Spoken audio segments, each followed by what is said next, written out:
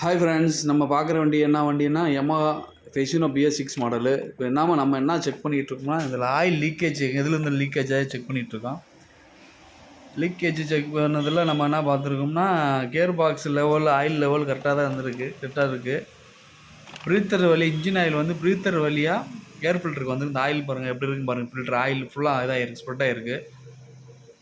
இதுவே ஃபில்ட்ரு எல்லாமே மாற்றுற மாதிரி தான் கண்டிஷனில் இருக்குது. இப்போ கஸ்டமர் என்ன கம்ப்ளைண்ட்னா, வண்டி அனத்தி ஓடுதுன்னு மாதிரி கம்ப்ளைண்ட் சொன்னாப்புல. ஆனால் இந்த மாதிரி ஆயில் ஸ்பெட் ஆச்சுன்னா மேக்ஸிமம் ஏர் ஃபுல்லாக கரெக்டான ஏர் உள்ளே போகாது, இன்ஜினுக்கான தேவையான ஏரே உள்ளே போகாது. அது செக் பண்ணி பார்த்தாலே இன்ஜின் ஆயில் வந்து கஸ்டமரு வண்டிக்கு லெவலுக்கு மேலே ஊற்றிருக்காரு கஸ்டமரு. அது எங்கே ஊற்றுனாங்கன்னு தெரில. அதுக்கப்புறம் கஸ்டமர் சொன்னோடனே ஐயோ அப்படியான்னு மாதிரி சொன்னாப்புல. மேக்ஸிமம் இந்த லெவலுக்கு ஊற்றக்கூடாது. அதுக்கு என்ன லெவலோ 800 ml அந்த வண்டிக்கு பெசினோவுக்கு வந்து 800 ml தான், அதுக்கு மேலே ஊற்றக்கூடாது.